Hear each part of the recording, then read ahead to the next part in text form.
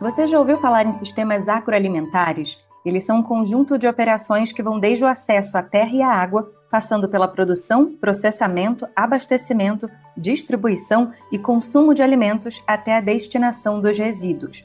Portanto, os sistemas agroalimentares têm impacto direto na saúde de toda a humanidade e também na preservação do meio ambiente.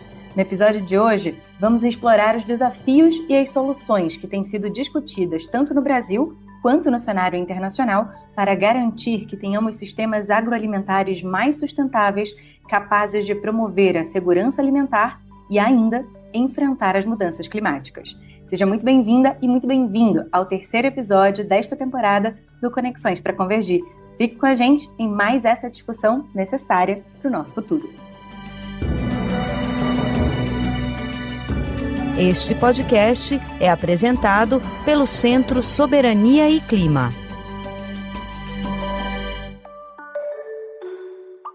Em meio à crescente crise climática, vemos um ciclo vicioso. A forma como produzimos, distribuímos e comemos nossos alimentos influencia o clima global. Por sua vez, a emergência climática prejudica a produção agrícola, ameaçando a segurança alimentar de milhões de pessoas. Só para você ter uma ideia, no Brasil, em 2021, cerca de 74% das emissões de gases de efeito estufa vieram das cadeias produtivas alimentares, segundo o Observatório do Clima. Globalmente, esse número varia entre 21% e 37%. E as consequências disso são alarmantes. As mudanças climáticas têm o potencial de desestabilizar os preços dos alimentos com uma inflação de até 3,2% ao ano até 2035. Diante dessa realidade, a segurança alimentar e nutricional, definida pela FAO como o acesso físico-econômico a alimentos suficientes, seguros e nutritivos para todos, está seriamente ameaçada. Em 2023, mais de 2 bilhões de pessoas enfrentaram insegurança alimentar moderada ou grave. O que a gente pode esperar para os próximos anos? Quais os caminhos para construirmos sistemas agroalimentares sustentáveis e garantir o direito à alimentação adequada para todos nós? Para ajudar a gente a encontrar respostas para essas questões, eu tenho a honra de ter aqui comigo no Conexões para Convergir, Mônica Guerra, cofundadora do Think Tank Comida do Amanhã. Mônica, seja muito bem-vinda. Obrigada, Gabriela. É um prazer estar aqui e podermos conversar um pouquinho sobre esse assunto que é tão urgente.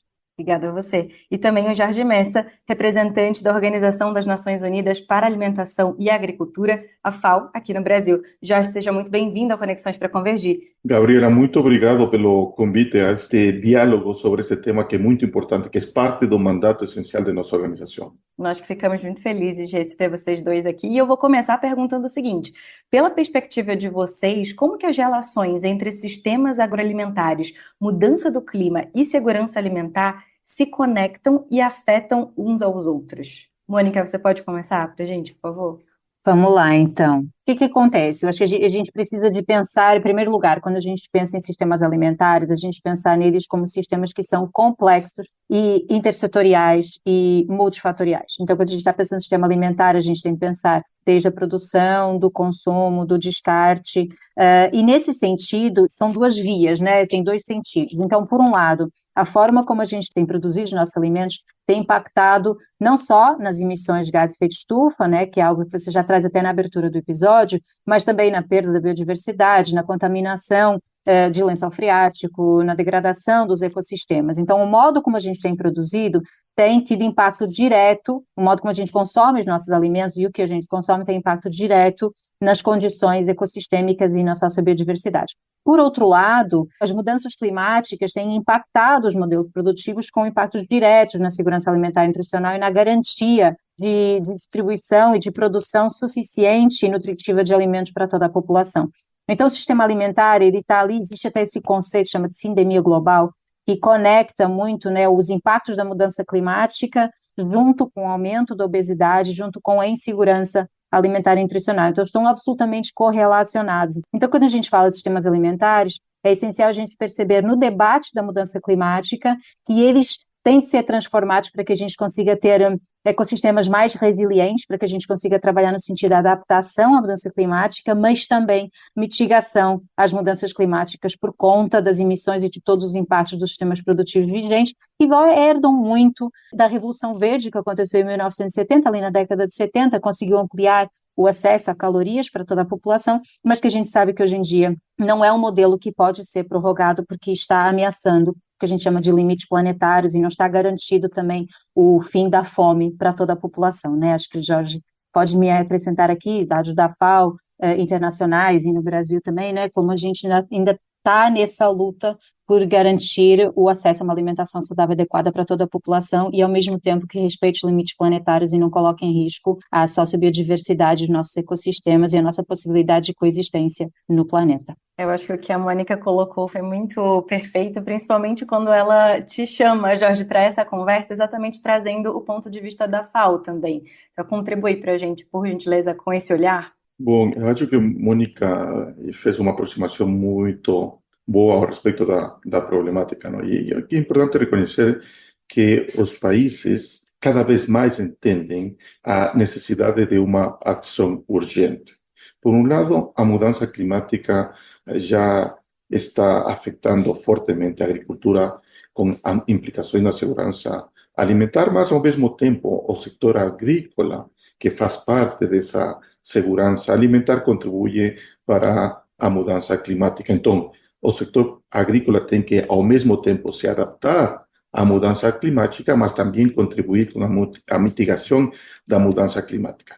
E isto é claro porque existe uma correlação muito direta entre agricultura e mudança climática. A agricultura emite gases de efeito estufa, como já muito bem foi falado, que de ao redor del 30% das emissões dos gases de efeito estufa vem do setor relacionado com o cambio do uso da terra, com o tema florestal e com o tema agrícola propriamente dito, nos geram gases de efeito estufa que são parte dessa mudança climática. E a mudança climática através de quê?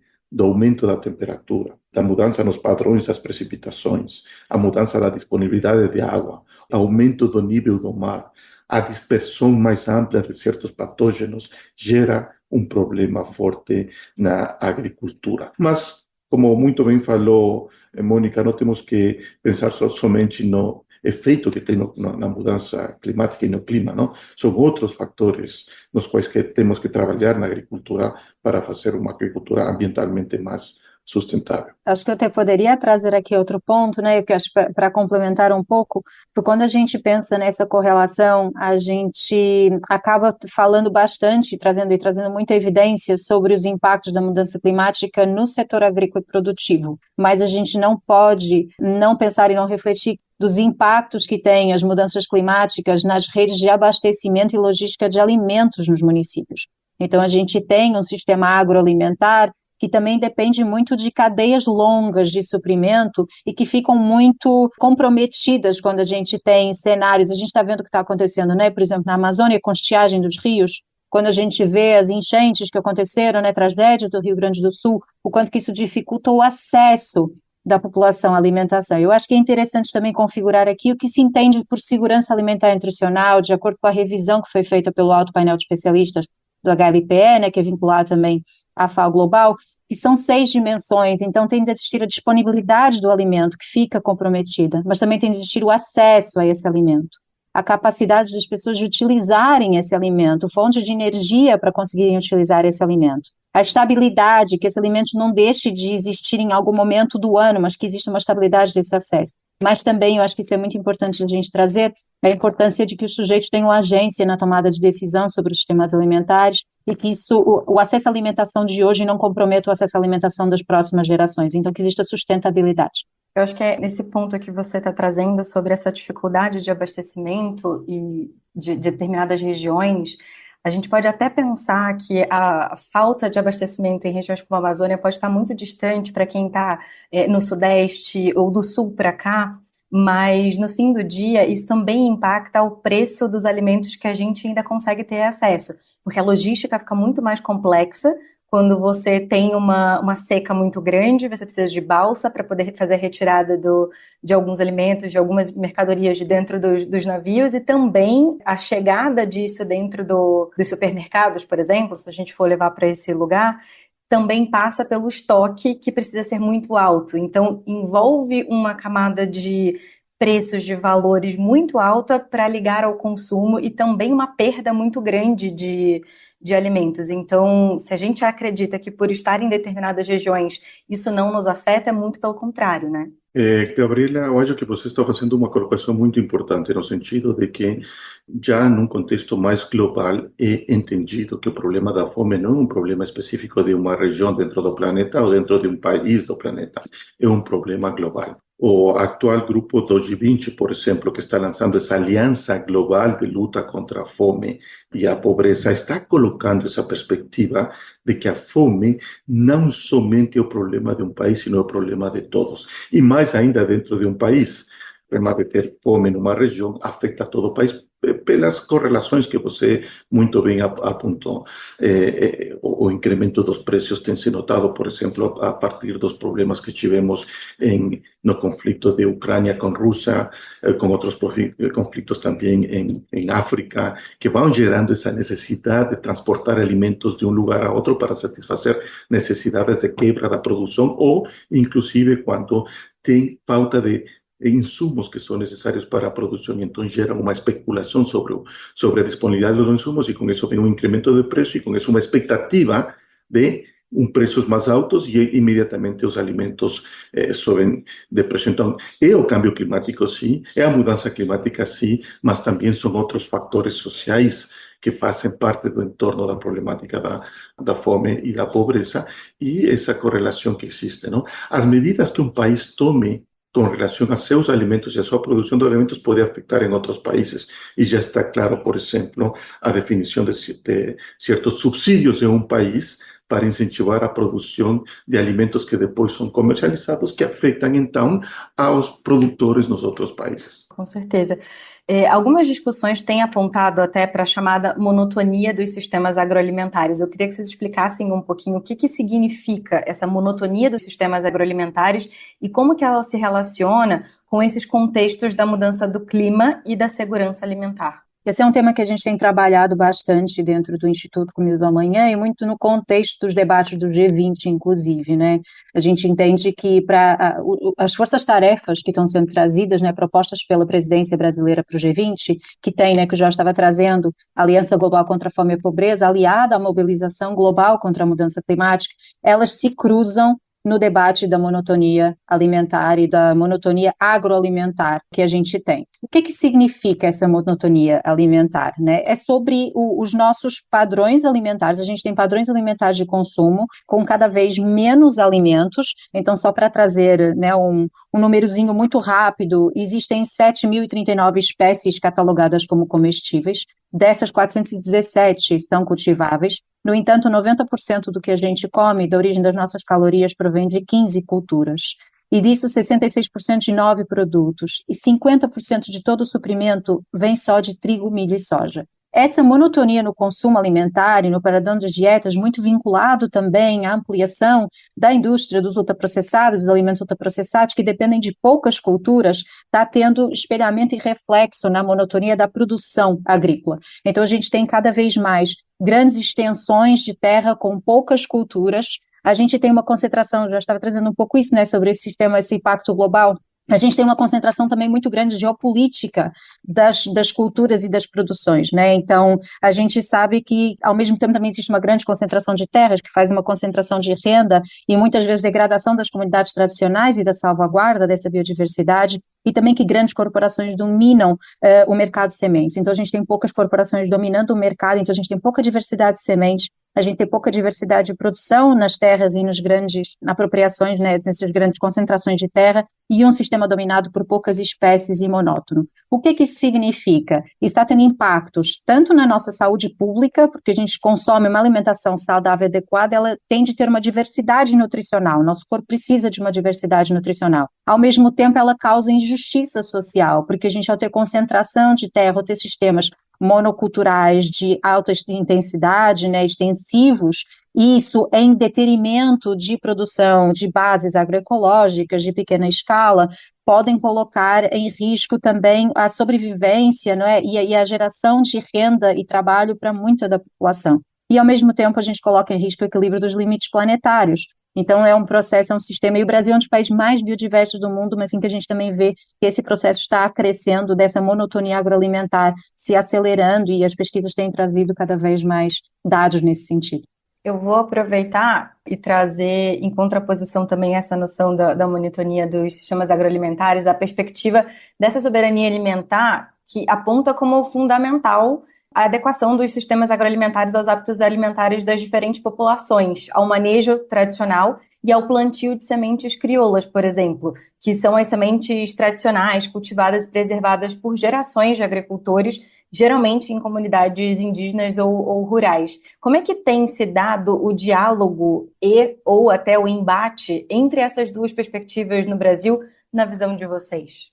Olha, eu acho que sempre temos que procurar e pensar numa alimentação como um ponto de partida, uma alimentação culturalmente adequada. Ou seja, que as populações mantenham uma cultura alimentar.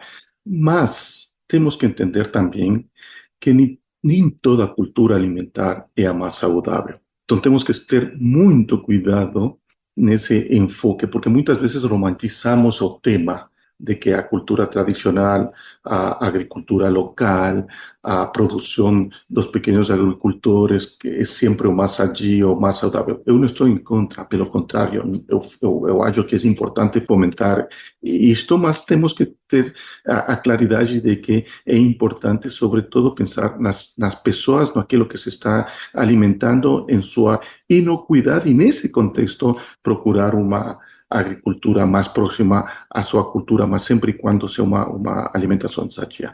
Por outro lado, um problema que estamos verificando nós nesse contexto de proponer essa agricultura mais sadia é que os alimentos saudáveis, uma dieta saudável é muito cara, não?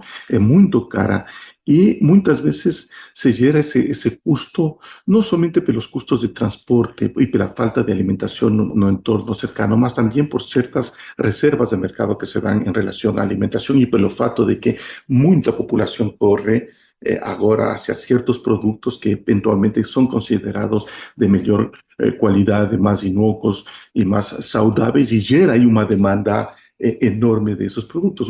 Dos casos foi claramente o da quinoa. A FAO celebrou o Ano Internacional da Quinoa, valorizando um produto local, tradicional, que efetivamente era muito nutritivo, mas que gerou um incremento do preço substantivo no preço da quinoa, esse esforço que muitas populações locais deixaram de se alimentar com quinoa para vender a quinoa, e o preço subiu substancialmente e prejudicou aos consumidores de uma ampla população que procuravam esse produto que realmente é sadio. Então, é muito difícil dar uma única receita. Eu acho que temos que trabalhar situação por situação. Eu acho que essa pergunta ela é muito interessante e ela é muito difícil. Porque quando a gente olha o sistema agroalimentar vigente, a gente sabe que não é com 3 falas, 4 narrativas, 50 documentos e 20 notas técnicas a gente não vai conseguir transformar. É muito grande, é muito complexa essa transformação.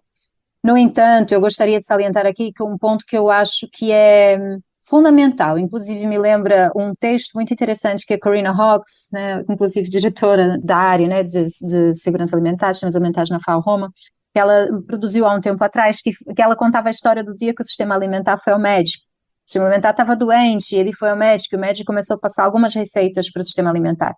E uma das receitas principais, uma das prescrições principais é a importância de uma governança inclusiva. Então, eu acho que nesse momento, o que a gente entende como governança inclusiva? É que todas as partes interessadas possam sentar à mesa para discutir o que está acontecendo, para discutir soluções para os sistemas alimentares e que possam ser ouvidas. E com partes interessadas, a gente tende a considerar apósito e comunidades tradicionais, os pequenos agricultores, o campesinato, o consumidor, né, os direitos do consumidor, tem de estar na mesa quando a gente debate políticas alimentares. Então, eu diria que, na verdade, o Brasil ele tem sido referência em programas e políticas alimentares no mundo. Quando a gente olha para o Programa de Aquisição de Alimentos, Programa Nacional da Alimentação Escolar, o Programa Fome Zero, que influenciou muito o desenho do ODS 2 global. Então, o Brasil ele é referência, o Guia Alimentar da população brasileira é dos principais guias de referência do planeta. Então, o Brasil tem um avanço muito grande nas suas políticas alimentares ao longo das últimas décadas, Isso precisa de ser muito reconhecido.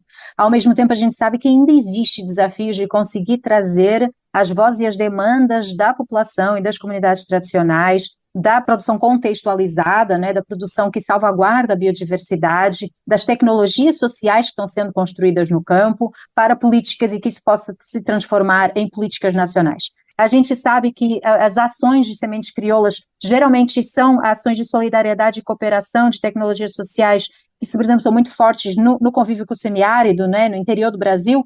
Em Paraíba tem um monte de municípios com muitas histórias disso, temos muito sucesso, histórias de sucesso a nível local, a nível municipal, a nível estadual, mas ainda não existe esse estabelecimento mais ao nível federal.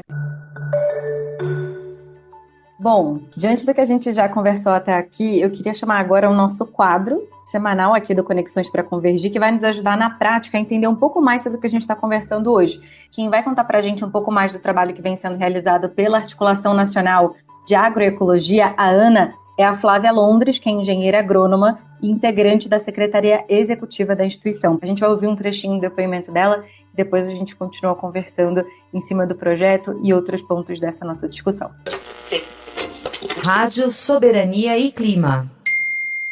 A gente já tem uma longa trajetória de atuação, mobilização. A ANA já vai completar esse ano 23 anos, né? E uma das nossas frentes importantes de ação é a de incidência política, né? Na ideia de que a gente pode, a partir das experiências concretas, das experiências que são vivenciadas nos territórios, pelas comunidades, pelas famílias agricultoras, extrair aprendizados, tanto de experiências que vão sendo construídas e apontando caminhos, né, para a promoção da agroecologia, como em relação aos desafios que essas experiências enfrentam. A partir desses aprendizados, a gente elaborar propostas de políticas públicas para a promoção e ampliação de escala da agroecologia. Nesse caminho, a gente construiu esse ano mais uma edição da campanha Agroecologia nas Eleições. A gente elaborou uma carta política que traz 51 propostas de políticas, programas, ações de nível municipal que podem apoiar a agroecologia, e a gente acredita que esse é um instrumento importante para que grupos, coletivos, associações, lideranças possam dialogar com as candidaturas, cobrar o compromisso dessas candidaturas com a agenda da agroecologia, aprofundar o debate em cima de propostas concretas, né? Enfim, a gente acha que esse é um momento importante para pautar isso. A gente está lutando muito junto ao governo federal pela criação de um Programa Nacional de Redução de Agrotóxicos, o PRONARA. Esse programa não foi lançado ainda, a gente segue nessa luta, cobrando, pressionando, e a gente convida todo mundo que tem interesse, né, nesse tema, em apoiar a promoção da agroecologia, a se engajar nessas lutas, tanto nesse momento agora com destaque pela aprovação, implementação do Programa Nacional de Redução de Agrotóxicos, o PRONARA, como também no debate, pautando, projetando as propostas da agroecologia no debate das eleições municipais. Bom, depois de ouvir o depoimento dela, eu queria ouvir uma breve análise de vocês sobre o impacto desse trabalho de mobilização feito pela ANA para tornar os sistemas agroalimentares mais resilientes às mudanças climáticas. Bom, eu queria mencionar que efectivamente para a FAO, a agricultura familiar é muito importante e dentro desse contexto também a agroecologia, que não necessita ser somente familiar dentro da agricultura familiar, sino pode ser estendida a mais amplos setores produtivos, mas são muito importantes. Os agricultores familiares colocam em alguns países até 80, 90% dos alimentos que são efetivamente consumidos pela população. Em termos gerais, se estima que mais de 60% dos alimentos que são consumidos diretamente pela população vêm da agricultura familiar. A agroecologia é muito importante, é decir, dentro dos pilares da segurança alimentar é essencial. Quando falamos nós de ter uma disponibilidade de alimentos como um dos pilares importantes da segurança alimentar, aí já vem a agroecologia, a agricultura familiar, a ter essa disponibilidade variada de alimentos que são essenciais.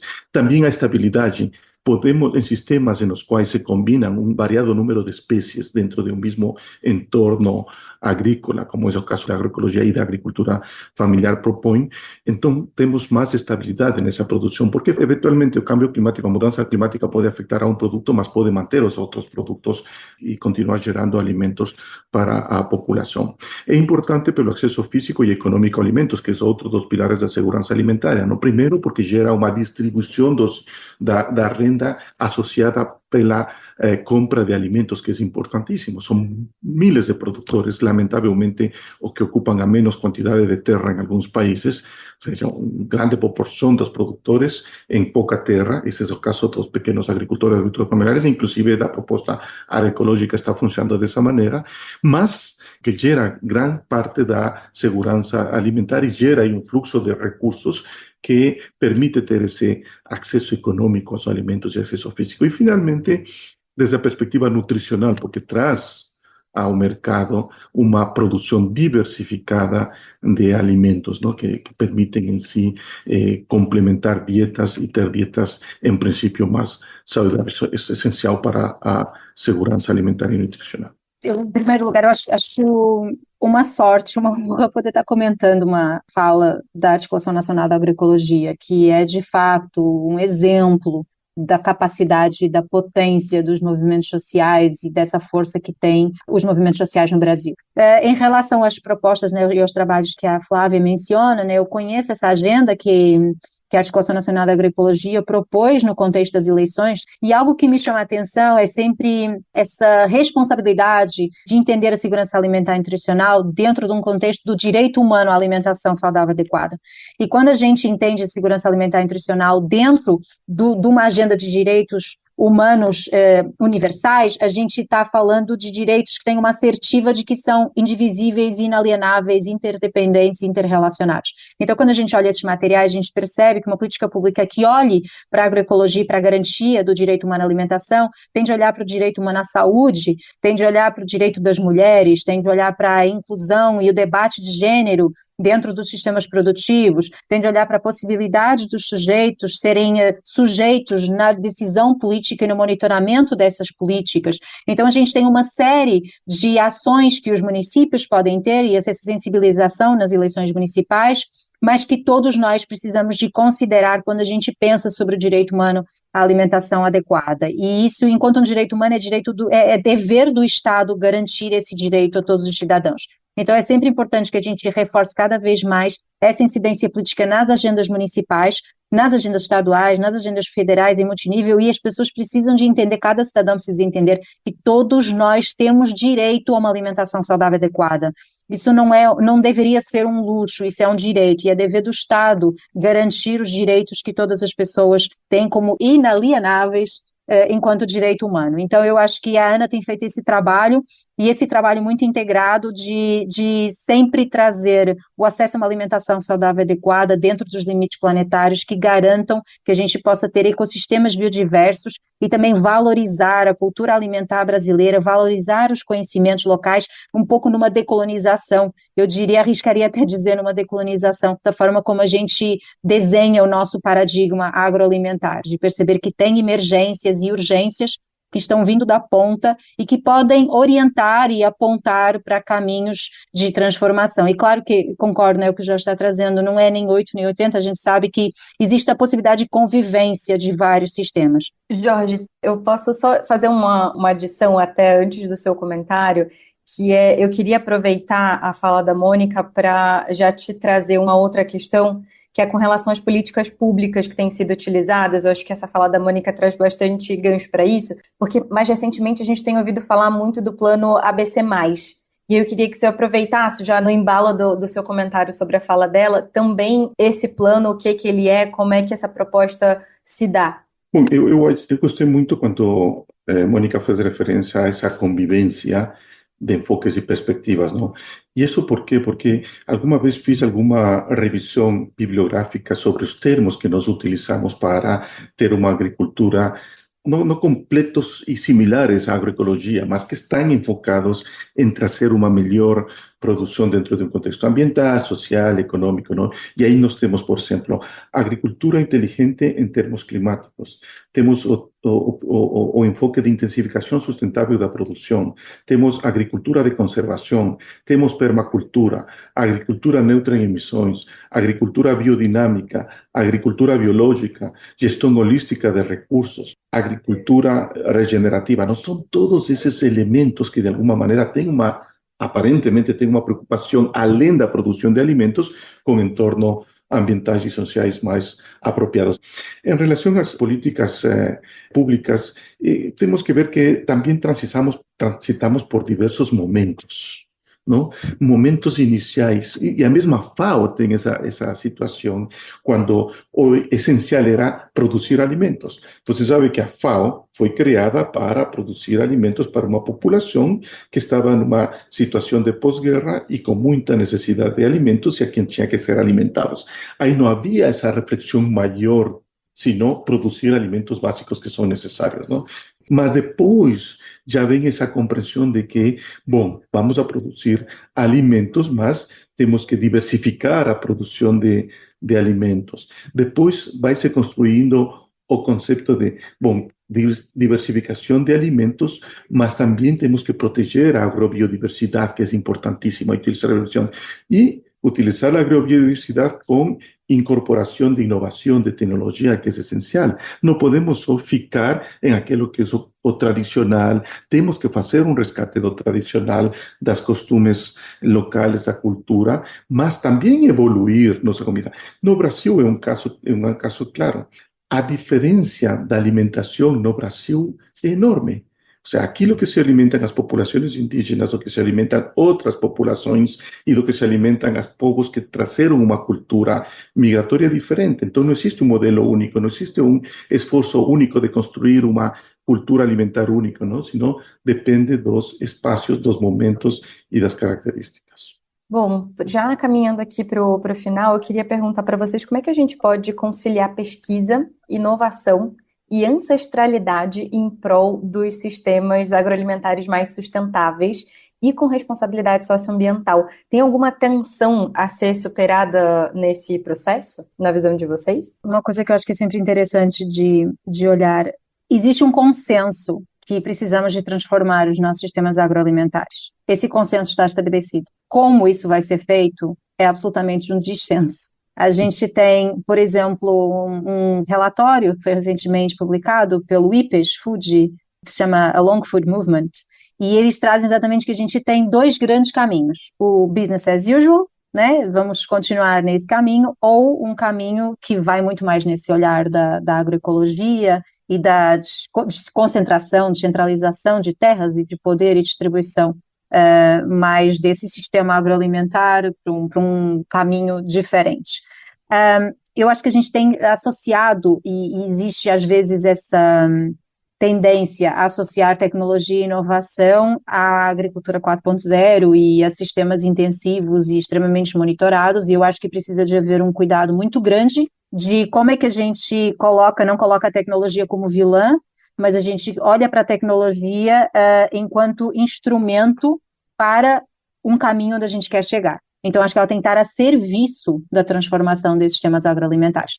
Então, quando a gente fala, por exemplo, de agricultura de precisão, de produção intensiva, ou de uso de tecnologias digitais, a gente tem, né, um avanço da tecnologia aceleradíssimo. Como é que a gente consegue democratizar o acesso a essas tecnologias para os pequenos produtores? Como é que a gente consegue trabalhar para que essas tecnologias sejam a serviço da salvaguarda da biodiversidade e que não seja com uma continuidade nessa monotonia, nessa acumulação de capital e de terra, ser uma acumulação também de acesso à tecnologia e de acesso a ferramentas e a infraestrutura para uma produção cada vez mais intensiva, eficiente, mas que no médio e longo prazo a gente já sabe os impactos e as consequências que traz. Então eu entendo que cada vez mais a pesquisa estar a serviço. A gente tem no Brasil, por exemplo, o caso, né, que é também reconhecido internacionalmente, né, o modelo da Embrapa. A gente tem uma estrutura fortíssima de pesquisa em agricultura e a gente sabe que a Embrapa tem áreas dentro que trabalham com a agroecologia, com a redução de perdas e desperdício de alimentos. Então, como é que a gente coloca todo esse conhecimento e esse know-how a serviço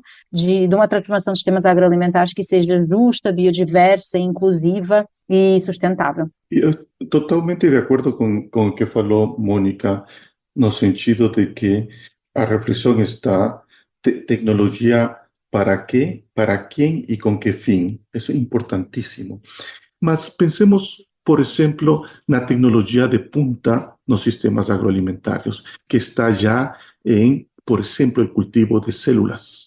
O cultivo de células que depois de um tempo vai fazer que o consumidor vai no supermercado e diz, bom, eu quero carne de esta raça com 10% de graça ou com 5% de graça, que seja de tal parte do gado, e vai poder comprar um cubo de carne, vai levar para sua casa e se vai alimentar com uma carne cultivada em um laboratório. Então, esse é um pouquinho para colocar o extremo da preocupação que temos no uso da tecnologia, com quem fim e para quem. Imagina tu se a produção ganadeira passaria a ser producida em grandes laboratórios. A concentração da renda que isso implica em poucas mãos, em poucos empresários, e uma perda da democratização da renda gerada por pequenos cultivadores e pequenos ganadeiros no mundo, seria uma situação que nos confrontaria. A tecnologia nos confronta, então, a um processo no qual a renda se concentra mais. E daí vem o rol do Estado no contexto da desenvolvimento tecnológico. É decir, primeiro, verificar que a tecnologia não gere mais esse vazio entre aqueles que têm pouco e aqueles que têm muito, e separe aqueles que têm muito cada vez mais longe de aqueles que têm pouco. Dois, que qualquer desenvolvimento tecnológico seja democrático e permita que também os pequenos e os medianos tenham acesso a esse desenvolvimento tecnológico quando falamos de produção de alimentos. E terceiro, que se possa incentivar o desenvolvimento de tecnologia naqueles espaços essenciais, como o que eu falei antes, onde já a produção agrícola tradicional não dá mais para abastecer a produção, onde entre tecnologia em espaços nos quais a grande empresa tecnológica diz, não, aí não tem rentabilidade econômica para mim. Então, aí um espaço do Estado em corrigir estas situações. Isso tem que ser feito já, desde agora. Pensar em tecnologia para a produção de alimentos com um fim apropriado e um momento apropriado.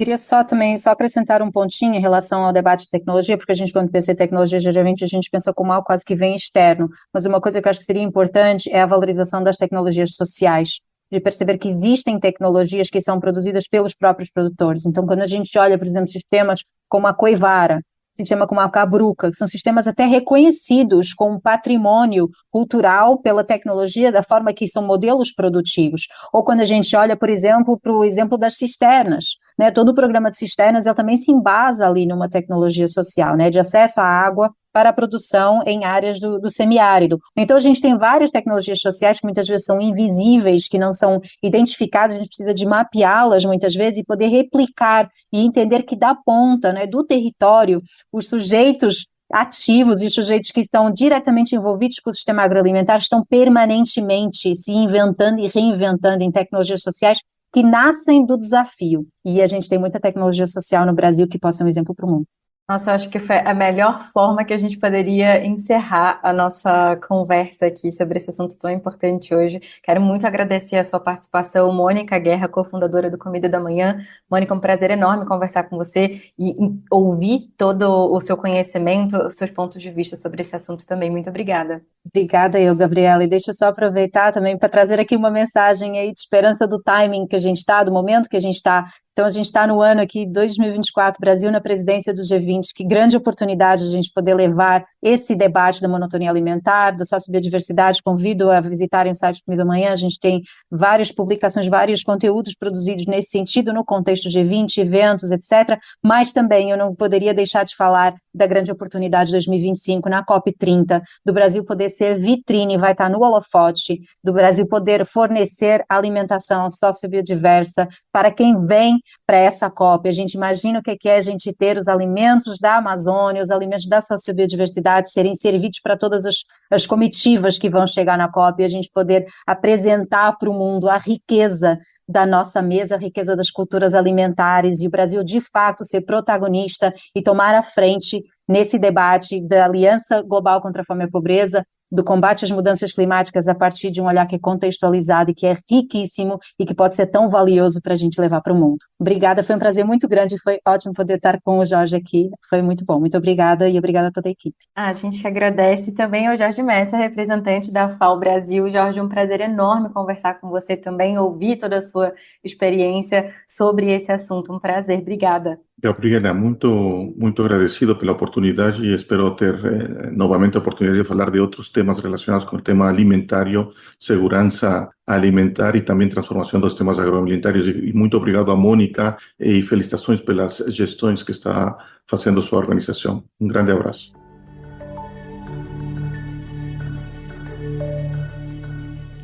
Bom, e é assim que a gente vai ficando por aqui nesse episódio da 4ª temporada do Conexões para Convergir. Muito obrigada pela sua audiência. Se você não ouviu os episódios anteriores, vale a pena porque essa temporada está realmente imperdível. O Conexões para Convergir está disponível no Spotify e também no YouTube. Vale a pena seguir o podcast no Spotify, se inscrever no YouTube, assim você recebe uma notificação logo que chegar um novo episódio. E se você gostou desse episódio, compartilhe o link dele com quem você sabe que também vai gostar de acompanhar essa conversa. E não esqueça de deixar a sua avaliação no tocador de podcasts que você estiver usando para ouvir esse episódio. Pode deixar por lá suas dicas, sugestões e elogios. Esse podcast é uma realização do Centro Soberania e Clima, com apoio do National Endowment for Democracy. A produção é da Rádio 2, com a coordenação executiva da Fabiana Altran. A produção executiva, o roteiro e a edição são de Patrícia Esperandio. Pesquisa e checagem técnica de Mariana Nascimento Plum, Mila Campbell e Bruna Ferreira. A identidade sonora é de Isaías Alves, da Pulsar Records. Na equipe de comunicação temos Ricardo Gandur, Luciana Constantino e Valéria Morim. E eu sou a Gabriela Viana. A gente se encontra no episódio da semana que vem. Até lá!